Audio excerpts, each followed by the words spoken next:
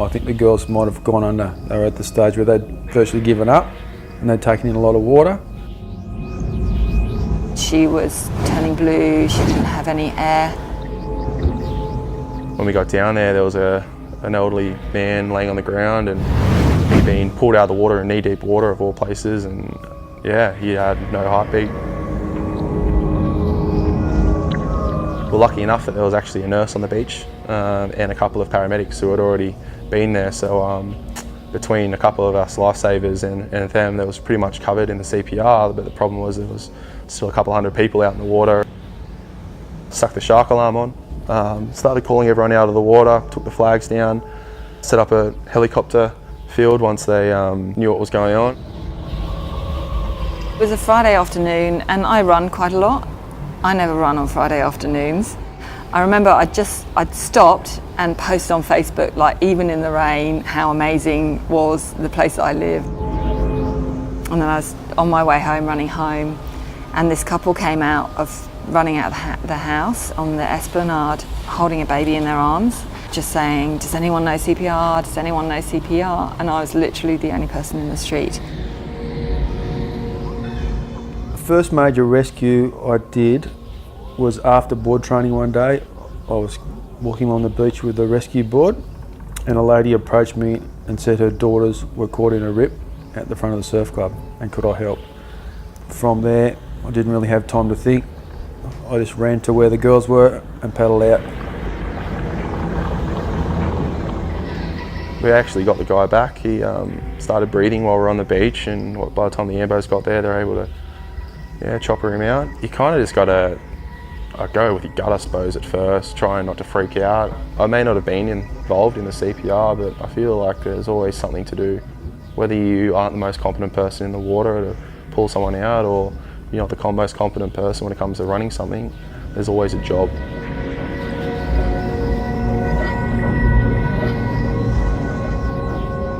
So ran over, and she's 18 months at the time, little baby toddler in their arms, and she was clearly fitting.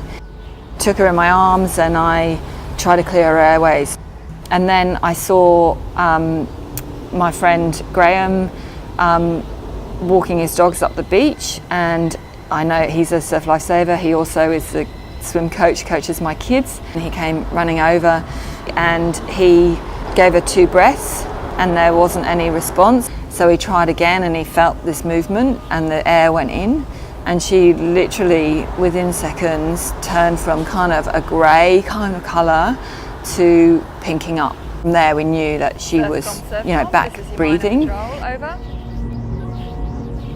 grabbed the girl who looked the worst, while the other 2 guys helped the second girl. I got her to shore, put her on the beach, made sure she was okay, and got out and got the second girl. Although they weren't that far out, if those guys hadn't been there and I didn't have the board, clearly identified the surf club, enabled the mum to come and identify me and get out there. And luckily, it all turned out well. We all walked off the beach.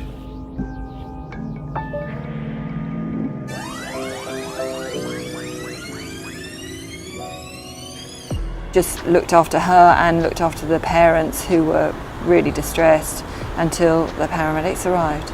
And afterwards, I just ran home. She went off into the hospital. If there hadn't been intervention then she might not have made it by the time the paramedics had got there. Yeah, when you hear back that someone's all right and that you made that difference, I suppose it's very rewarding and fulfilling for yourself, and I guess that's what keeps you there doing the same thing. At the time I didn't realise how serious it was until after we got to the beach and the girls started bringing up water and stuff. They were in shock and they were actually sick from the amount of water they've taken in.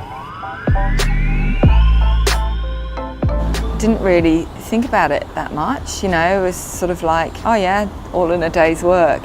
And it was only afterwards when, the stories kind of came out and I saw Graham again and we talked about it, that the impact of actually, that was pretty momentous.